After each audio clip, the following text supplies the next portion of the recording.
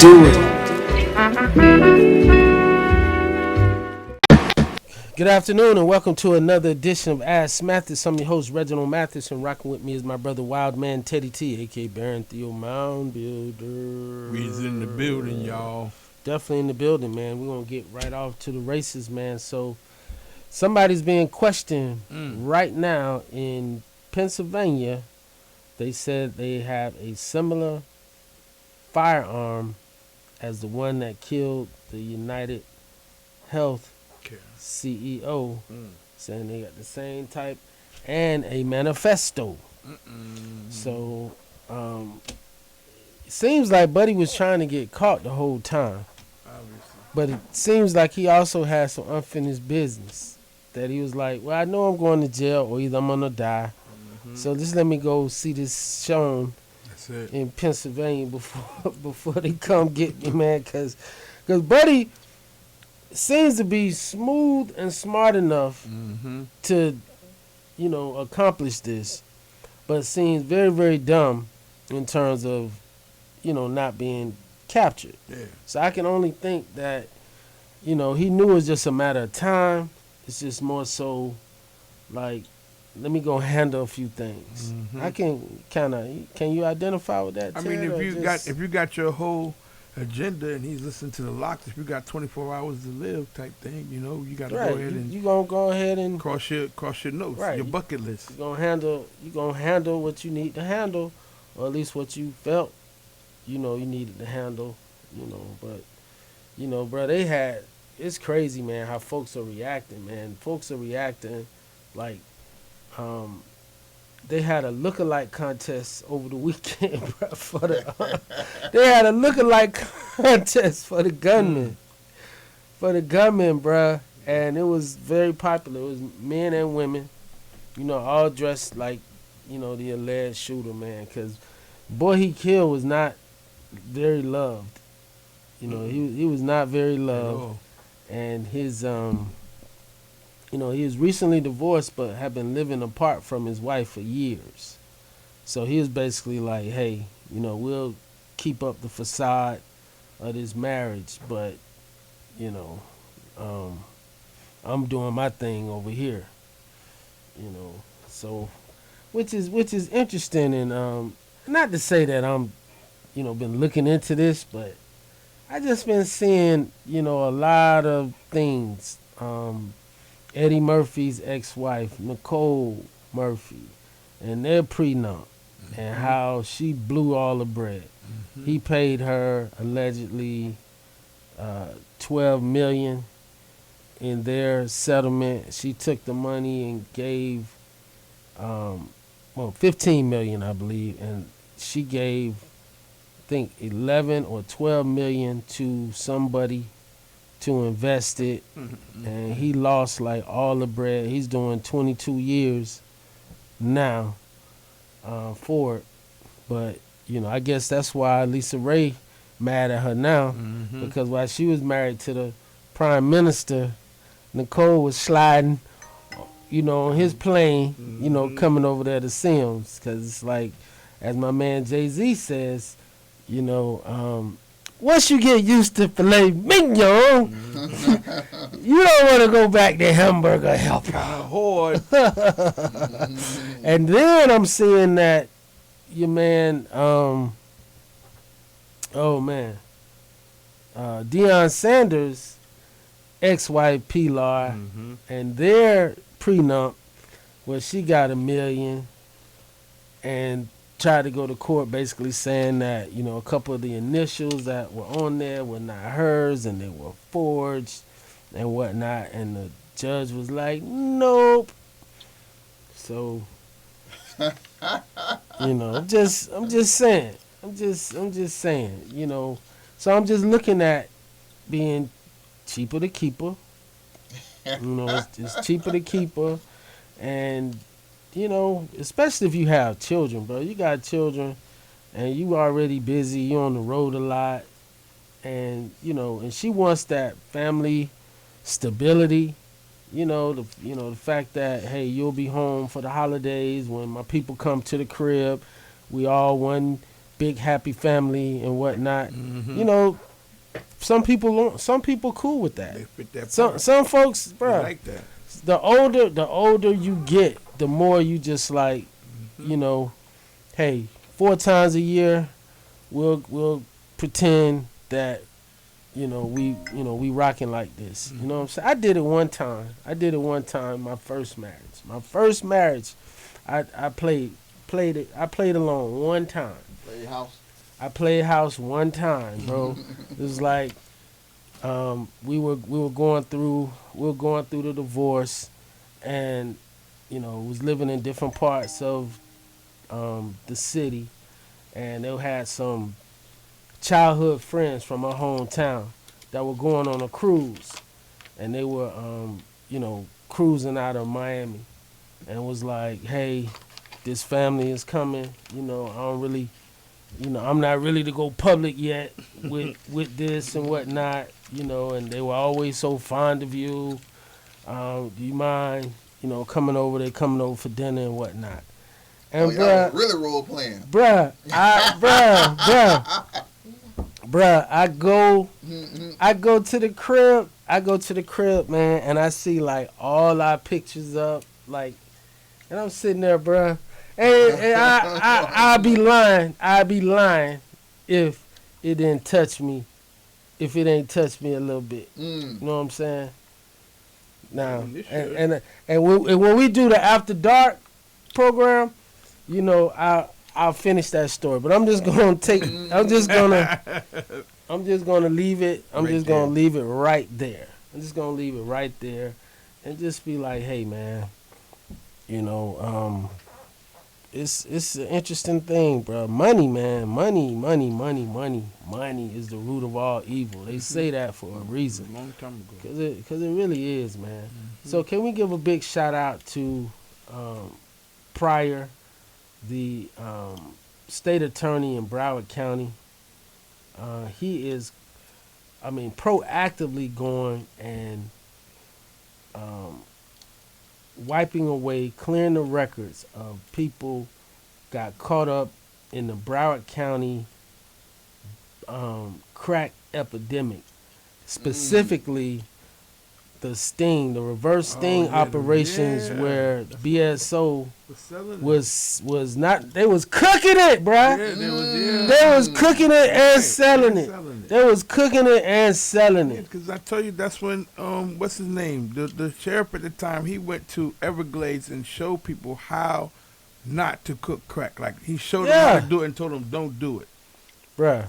You right. You go in there and it's like, okay, this is something right here. Change your whole life. Change your whole life and your family's life. Know how to do it. But don't do this. But don't do it. What? Everybody's like, they can't wait to go home. Yeah. So definitely, big shout out to him. So here we go. Jay-Z is being, bought into this situation. Where they basically saying Jigga Man, was part of these rituals with the 13-year-old girl back in 2000 alongside Diddy. And this is that lawyer that you love, Teddy, the one out of Texas, the one that got all the cases that basically closed his practice down just to take on cases, against Diddy. And so Jay-Z is basically saying, you know what? You know how Jay-Z always put a different spin on it. He's like, rather than be extorted, what I'm going to do is I'm going to put it all out there, because this dude right here, is using this civil lawsuit. The Jane Doe was a way as like, say, hey, it's coming. And, as a way to say, hey, bro, before this thing go public, you better get your bread right, and we'll go ahead and do this, go to mediation, and let's come in here and let's get this bread, and you keep it moving. Right. So Jay-Z was like, nah, it was a money grab, it's a money grab. So we'll see. In the hip-hop world, isn't that what the hip-hop world is based off of?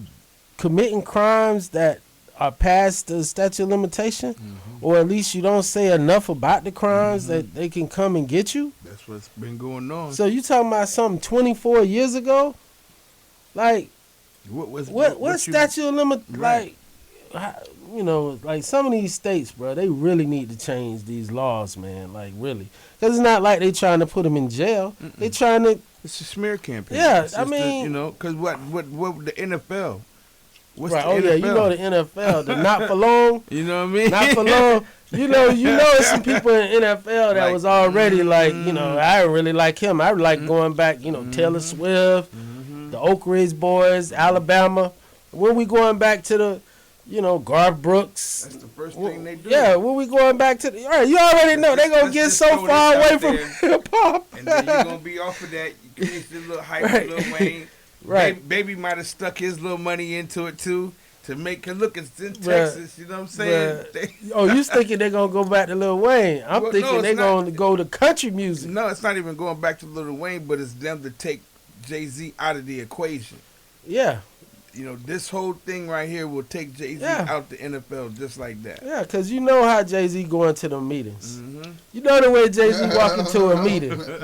You know he walk into the meeting like he owned the place. You know, he coming in and folks looking around like, look at this guy. This guy, but anyway. Bruh, look at this crazy story, man. And I have a daughter in college, bruh. Can you play it, man? This young lady is in college, Teddy, in her dorm, and is being poisoned, literally being poisoned by her roommate. I don't know if you can play it. Yeah, College student says living with her roommate actually made her sick. This is beyond ridiculous. Chanel Rowe moved into her dorm at the University of Hartford in Connecticut in August. Her assigned roommate was 18-year-old Brianna Brochu, and they did not get along. I felt like I was unwanted. Pretty soon, Chanel says her throat started to hurt. While I've been here, I've been getting sick. Finally, Chanel had enough and moved out. That's when Brianna posted this shocking admission on Instagram. After 1.5 months of spitting in her coconut oil, putting her toothbrush places where the sun doesn't shine, and so much more, I can finally say goodbye, Jamaican Barbie. Brianna's antics may have given her roommate a bacterial infection in her throat. Chanel's Facebook video has now gone viral. It even got the attention of top TV producer Shonda Rhimes of Scandal fame, who raised this inhumane, ignorant waste of space. The University of Hartford has expelled Brianna, and she was arrested on breach of peace and criminal mischief. Police are also considering charging her with a hate crime. This college student... You know, television has really, you know, these kids growing up, you know, with everything, they just try to do too much. And they even can't keep it to themselves, bruh. That's the thing. You gonna got away with it, but because you didn't get... because you didn't get, you know, like the recognition, you know, that you got it done, that you were the one that made it come about. You got to tell everybody. You got to tell everybody. So, you know, or she might be doing a reverse thing. You know, like she didn't really do it, somebody else did it, but she's taking the credit. She's going to take the credit for it, and then when she go to trial, she's going to prove like, oh no, I was just talking. So Ben Crump just hit for $300 million. If you remember, the 14-year-old football player in Orlando, and who on that slingshot. So now we have a lady in Texas mother Rosa Esparza, you know, who just fell to her death from the Six Flags roller coaster. And the folks saw it, bro. Whoa. And the folks saw it, bro. 14 stories, man. 14 stories. Like, so they got up to the top, and when they was, you know, going down, the what do you call it? The car. No, the thing that holds you. The track. No, the seatbelt. Yeah, but it's the harness. Right. The harness broke off. came. It didn't even break off. It wasn't secured. So she flew off, bro. She flew off, man. Wow. So Freaking and we already know that for a 14-year-old black young man, that his life was worth $300 million. So when you go in there with that case, you know, you start the bid at $300 million. $300 million today only. $300 million today only. You know, and you just you clip that that Ben Crump verdict with the 14-year-old, you know, to your demand letter. $300 million. Because y'all definitely was on notice. So, you know, there you go. So, man, did you see the interview with President-elect Donald Trump, man, on Meet the Press yesterday? It was definitely, you know, get ready, get your seatbelt, get your popcorn ready. We about to have 4 interesting years. I'm not sure we're going to make it through 4, but we're about to have some interesting time. I hope we make it through 4, but it's going to be some interesting times, bro, because he already all over the place. Like, when the host was asking him questions about, well, you said you was going to do this, he's like, did I? He said, did I? She's like, yes, you said it in an interview and I pulled it up, whatever.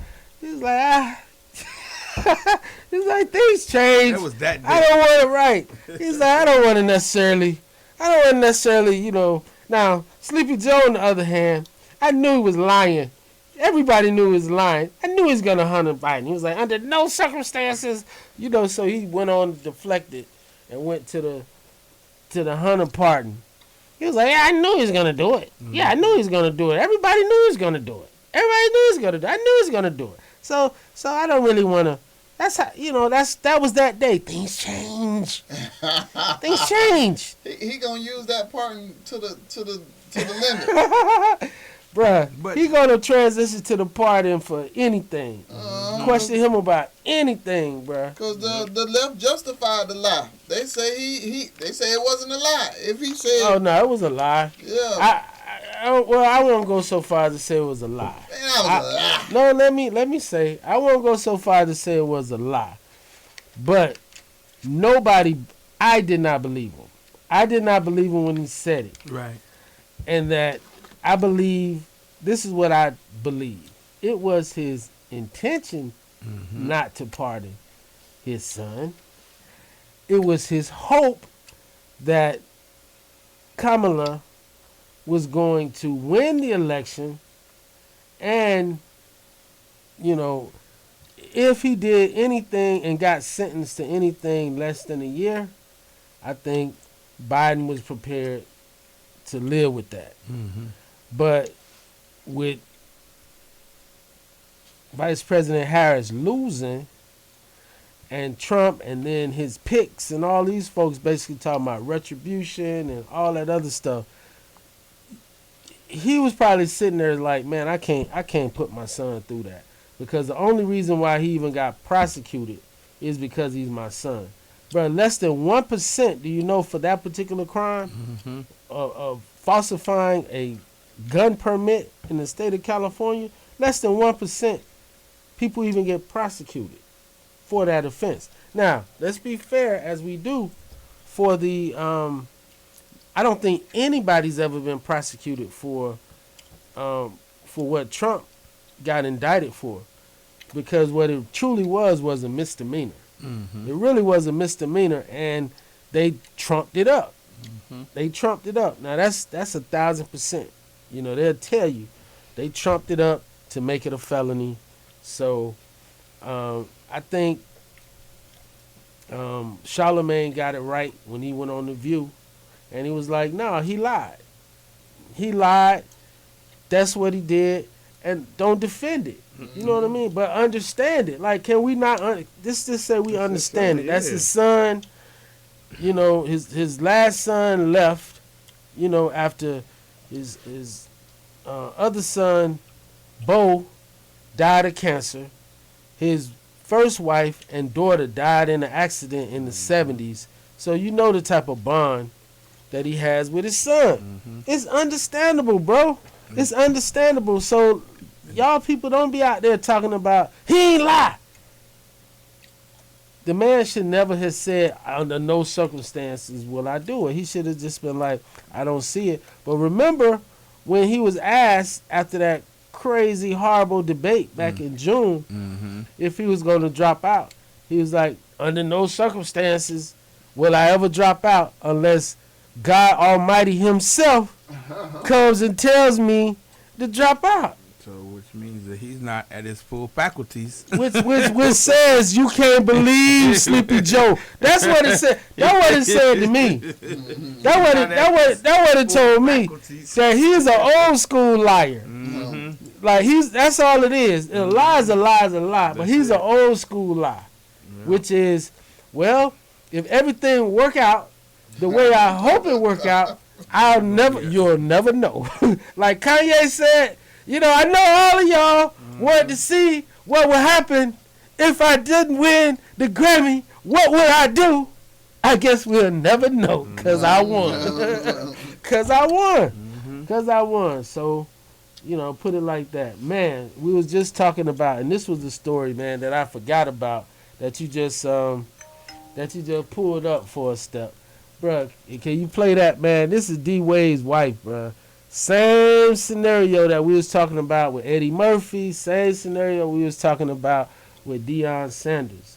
You know, the former wife of D. Wade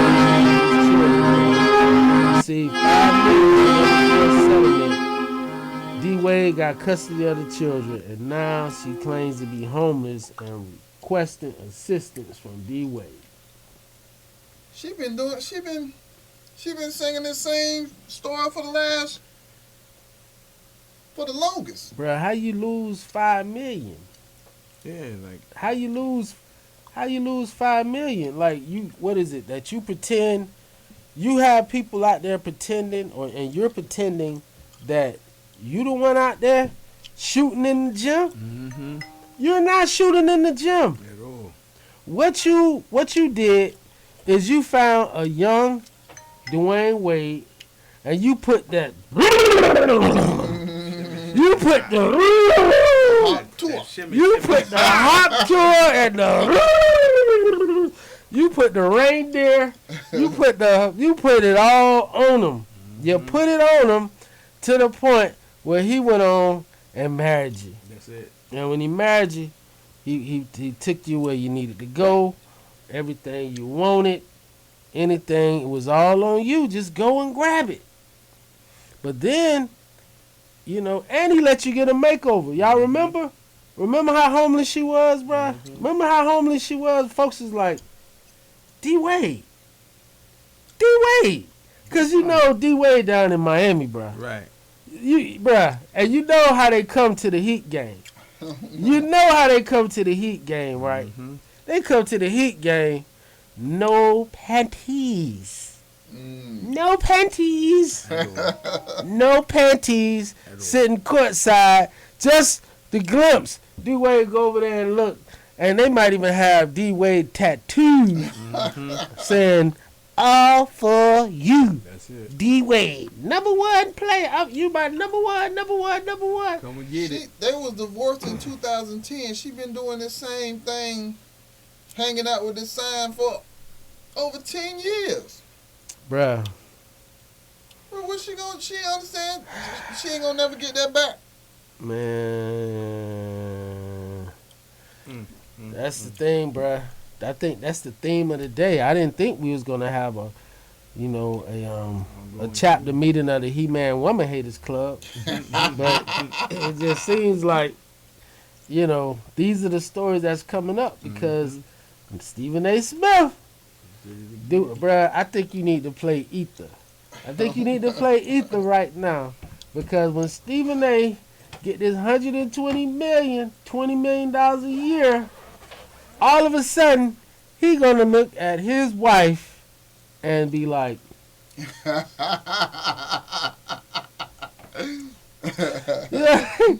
he gonna give her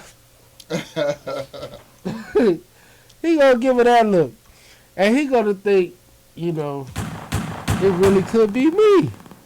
Now you can't put you come on. You already know they ain't gonna let ether. You already know they ain't gonna let ether. But the line that I was looking for is when he says, "You J.J. Evans looking, no whiskers. Do you think you getting chicks because of your looks? Negro, please." Mm-hmm. That's all I'm saying. Maybe he gonna do do like Eric Spoelstra, get a divorce, and they hold the contract off till he get a divorce. Right. Right, definitely. That was a hell of a Definitely. move. First of all, that's what you do. Mm-hmm. Like, unfortunately, that's what you do. Before you make that move where you coming in there, bro, you could be gone. You leave the house in the morning and you come back late night, and person asking you, like, you sitting here like, man, I'm in contract negotiations. I really gotta, put this up when I get home. Things ain't right at the crib. You like, baby, what's going on? Because the ESPN headquarters in Connecticut. Mm-hmm. So he probably got a apartment in Connecticut, but they probably main crib is in New Jersey, mm-hmm. Or wherever it is that he dealing with. And when he coming home, he hit him with the Orange Juice Jones. Tell me, hey, baby, how you doing? You miss me? Oh, I missed you too. I missed you so much I followed you today. Now sit down because you cold busted. So we'll see, man. Stephen A is definitely worth it. You worth whatever you negotiate, and he negotiated a great deal. Yes.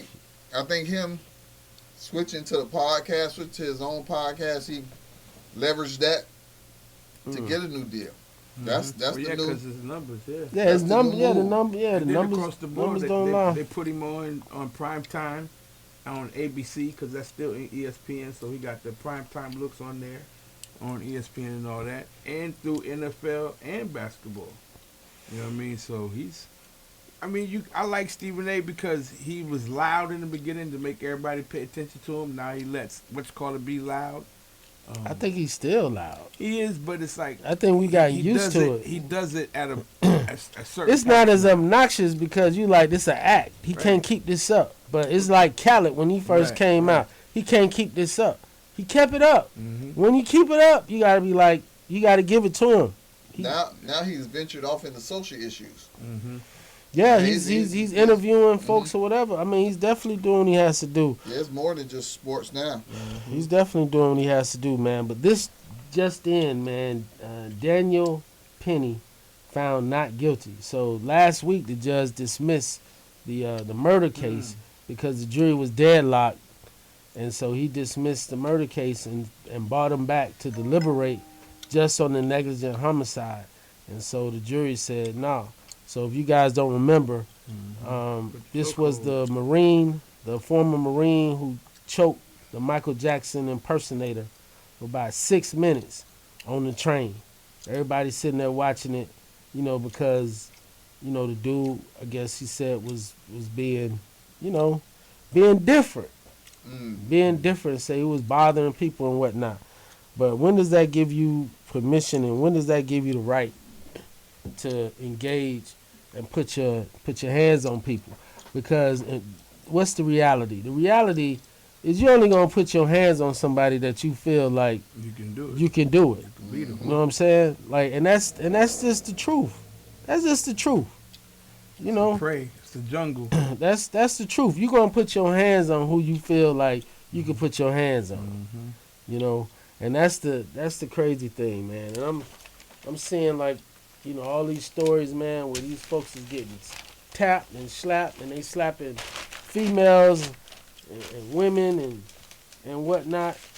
And then folks is coming in like, I used to call it like Superman, like Barry Windham. You know, back in the day, my uncle used to take us to the wrestling matches in Palm Beach on Tuesdays. And, you know, every time Barry Windham was trying to, you know, get in, like folks didn't know he was the son of Blackjack Mulligan yet. They didn't know that yet. So Barry Windham, you know, when he trying to get in the game, always would run and somebody, especially Dusty Rhodes. Dusty Rhodes getting triple teamed. You know, they in there, they busting them down. He running out the locker room, running in, you know, Superman style. So Tevin Campbell, man, you know, Tevin Campbell, they saying was one of the original sacrifices, you know, and they're saying that before there was P. Diddy, there was Quincy Jones. Now, why would you talk about Quincy Jones?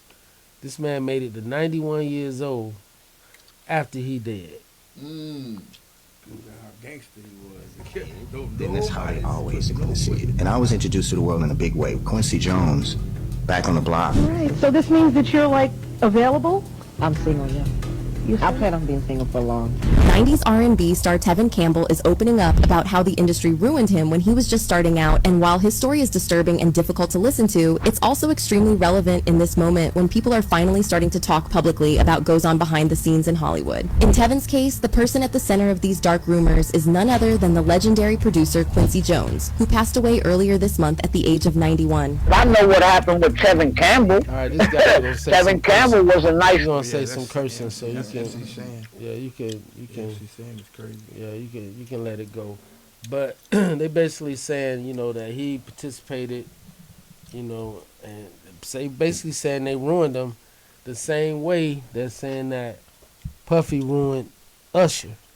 You know, if y'all don't know that at of big 13, names like Michael Jackson, but there's a darker side to his legacy that many Usher people have been too afraid to speak on, and some was able insiders to claim move that and Quincy basically was stay doing with Puffy in Atlanta, you know, and groom him to oh man, that's not the word I should be using.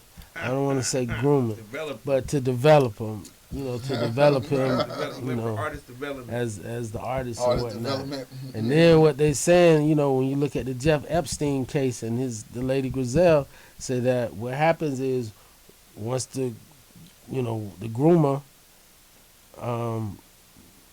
you know, the prey becomes the predator. And then say Usher ended up bringing in Justin Bieber. Because you're not going to get what you get and give it to somebody else without having them go through what you. That's the whole thing. They say it's all about control. Right. So it's not. They're saying it's not. They're saying it's not sexual.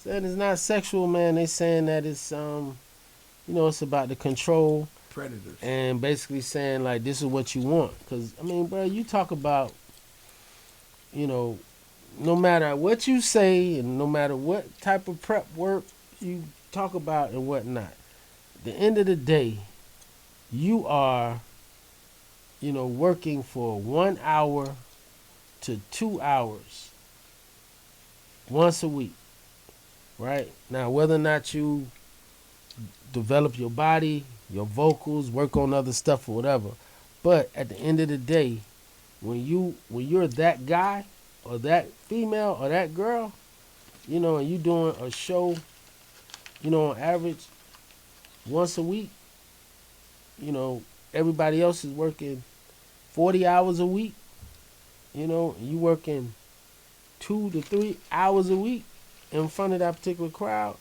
and you getting money as if you just worked 1,000 hours and you getting that type of money, most people are going to take it. And if you say, bruh, red pill, blue pill, red pill, blue pill, the world is yours. You know, it's just, you know, when I come in, you already know. You know what I mean? And some people took the pill. Some people didn't take the pill. And the ones who didn't take the pill are the ones that's out there talking now. You even have it on the religious side. You have the guy who Said as a young kid in Pittsburgh, that his father was a pastor and a young T.D. Jakes. You know, it was like, hey, when he was Elder Jakes at the time, so he wasn't Bishop Jakes. So when Elder Jakes comes to town, y'all, we're gonna go. You're gonna pick him up and whatnot. So said he came. Said he over there, he having conversations with him. Said they talked and talked and talked and talked, and said when it was time to leave, guy looked at it, was like, oh man, I gotta get home. Look at the hour, I gotta get home. Said Elder Jakes came and hugged him, inappropriate, and said he tried to kiss him. And he left. He was like, he's saying he don't know what he did. But he's saying he don't know how he got out of there. But he said he but he said he got home. But he said he got home. But he said he got home, and he said in the morning the phone rang and his mother came and said Elder Jakes is on the line. So he says he goes and gets the phone, and so Elder Jakes says it's gonna be three things. Number one, you will be the only one I sleep with in Pittsburgh. And number two, you cannot sleep with anyone else because I don't want to give anything to my wife. And number three, if you do one and number two, I will take care of you for the rest of your life. That sounds like the Boule way to me. That's what the Boulets do. That's crazy.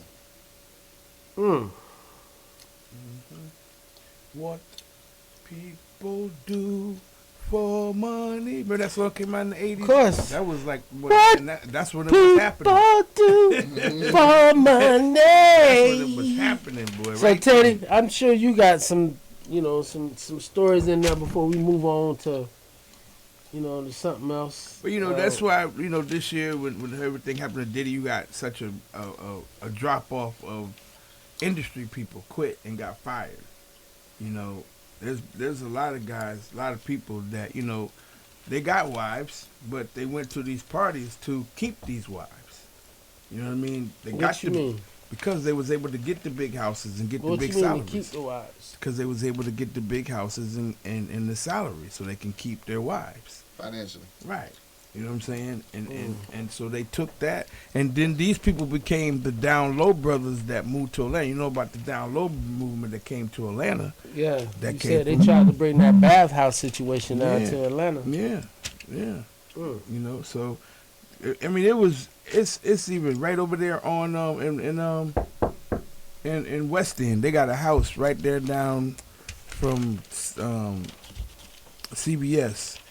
That was one of the big houses. I'm talking about everybody used to be in there swinging. Like, it's really, of course, in the black area, it's going to be even more, but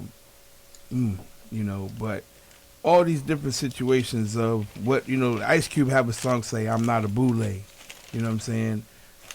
Not all the boules are bad. I would say that off top, but they use these different secret societies to come in to bring in these other elements. They have the Bohemian Society in California, which encompasses everything, corporate, movies, everybody's in that element in the Bohemian Society. But all these are different little things where it's checks and balances. They got to get into a casket and shout out all of their sexual things, and it's on tape. So everything that they've ever done sexually is on tape. So if anything happens, somebody gets too big, bow, here you go.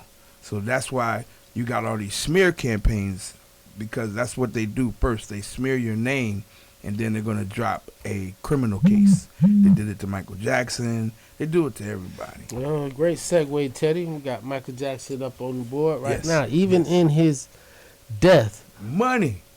in 2024, he was the top earning deceased celebrity, earnings totaling $600 million. Wow. Since his death in 2009, Jackson's estate has reportedly earned over $4 billion through music catalog sales, licensing deals, and other ventures, solidifying his legacy as a cultural and financial powerhouse. Man, so What's the thing now with the Sony's that they're buying the publishing from him now? His mother, she couldn't stop it. well, I think it's not that she could stop it; it's that his mother doesn't control the estate. The mom, she just had custody of those kids, but I think all those kids over 18 now. So it's just make sure she good. Like she ain't missing no meals.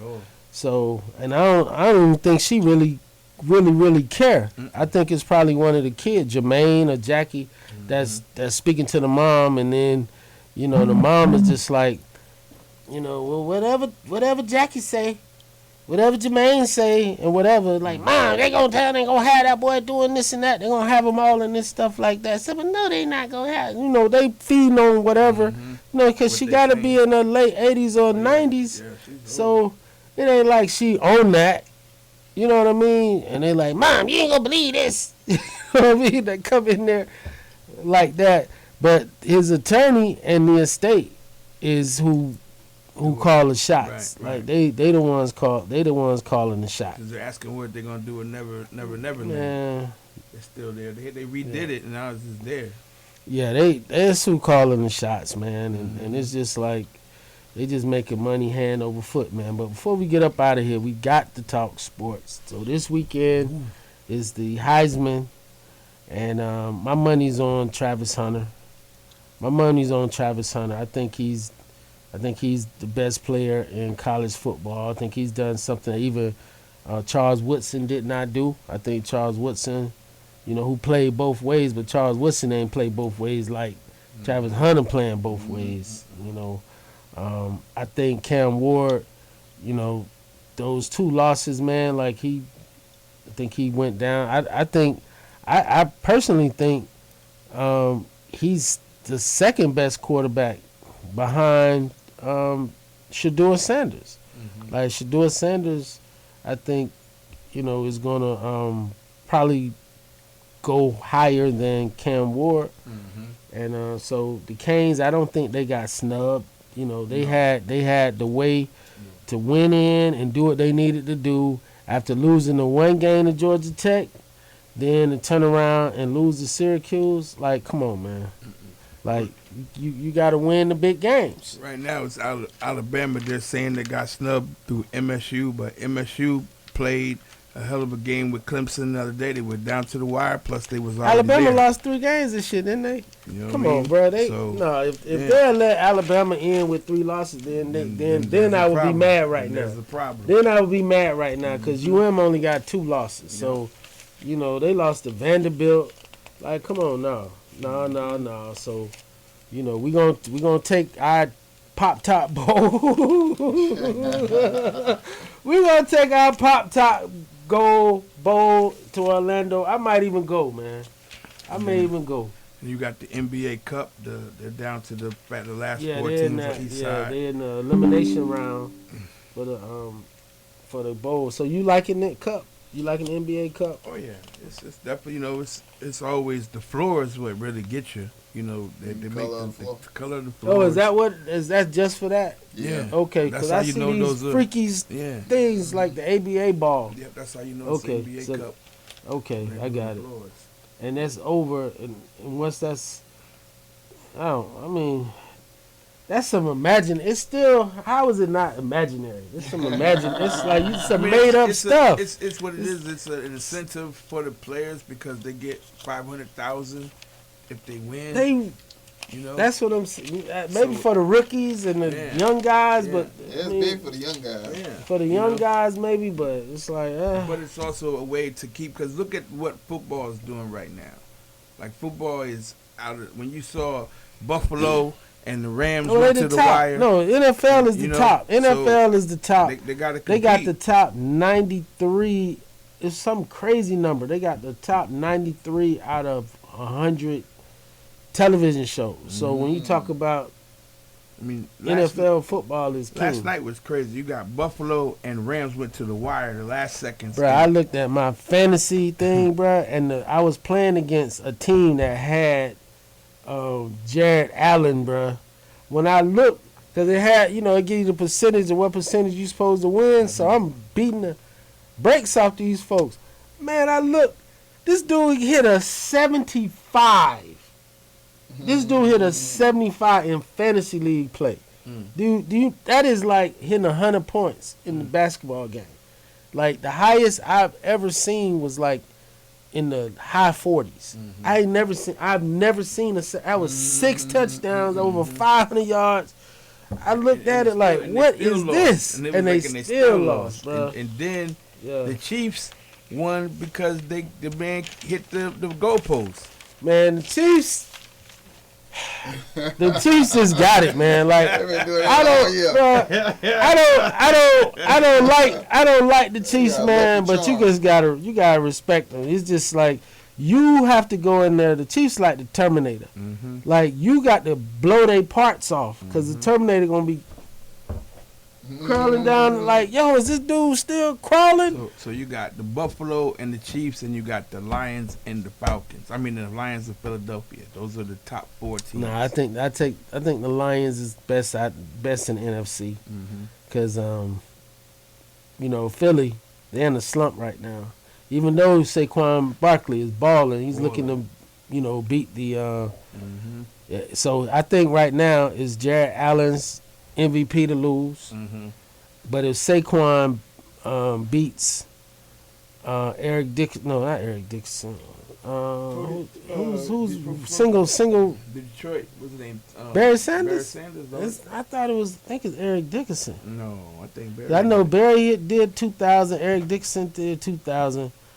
OJ did 2000, and maybe even Terrell Davis may have did 2000 one time. But Saquon Barkley just broke the Philadelphia franchise record. But if he gets the NFL record for rushing, it might be his to. You taking Eric Dickerson's record? So I was right, Eric Dickerson. Okay. Yeah, man. So Eric Dickerson was a bad boy. He was a bad boy, man. Jerry Curl with the glasses, boy. You couldn't tell him nothing. He was out there, boy. Couldn't tell him nothing. He wasn't even that big or strong. What? Eric Dickerson? He had a neck, though. No. Eric Dickerson was tall for a back. Eric Dickerson was like over 6'2". That was the thing. And he played for SMU. They were saying that Eric Dickerson he was a track star. So when they was out there running, it was like he wouldn't last because he ran upright and he ran like a sprinter. Man, Eric Dickerson was as big as a linebacker. Yeah, you're a youngster. You're a youngster. You don't remember Eric Dickerson. Skinny as hell. I remember. Nah, he wore them big pads. He may have been skinny, but he wore them huge shoulder pads, and he had the neck collar on there, and he was out there rolling, and he had the big curl and the glasses. But Eric Dickerson was out there. Look like a receiver. Nah. You don't see that? Look at the one at the bottom. Look at the one at the bottom, bro. Eric Dickerson used to hit them holes, bro. He was bigger than those guys trying to tackle him. He was over 6'2". Which is, pretty tall. 6'3", yeah. 6'3", 220. Yeah, he was a big. Yeah, he was a big. Yeah, he's a big boy with speed like that. That was the thing. He ain't do a lot of juking. He would run you over, but you couldn't catch him. That was the thing. You couldn't catch him. So our Dolphins, man, we still in it. We still in it. They came back yesterday. That was a good game, man. That was a good game. Even though it was against the Jets, but it's a rivalry. So anything can happen with the rivalry. The Heat has been on the road. They beat the Lakers the other Cleveland. Day. They had a great game with Cleveland yesterday. Cleveland came back on the spark, but they took them out. Phoenix didn't have Kevin Durant, so it was definitely for that. But it's like it's hard to bet on the Heat because you don't never know. Nah, you can't never. You can't ever bet on the Heat. You can't ever bet on the Heat. You can only bet against them. And I know the Heat. That's just the way you got to put it. I guess that's it. You can only bet against them. The Heat always had the potential to beat the best teams. Right. That's why they do underachievers that you can't right. bet against. So with the Heat, to your point, if they playing against Boston and they getting 10 points, take it. That's when you rock with the Heat. Right. That's when you rock with the Heat. Right. But if they playing against Portland and laying 4.5, don't take it. Because if you take Portland, Heat gonna beat them by 20. But if you take the Heat, Portland gonna win. They gonna win. It's only against. So the betting strategy for the Heat, take them getting the most points when nobody expected, and then they gonna play hard. But when they're expected to do something, nah. Ain't gonna happen. Nah, they had an under 500 record at home last year. Which, the Heat used to be a little predictable at the home. You could take them on the money line just to win the game at home, except against the really, like, San Antonios or whatnot. But, nowadays, man, the Heat just what it is, man. So, right now, man, NFL is doing what they need to do as far as, getting us ready, going into week 15. We got one game tonight, which is Cincinnati. I got 2 guys on my fantasy team playing tonight, and they playing against who's Cincinnati playing? It's a pretty good game. It's a pretty good game. Cincinnati is playing.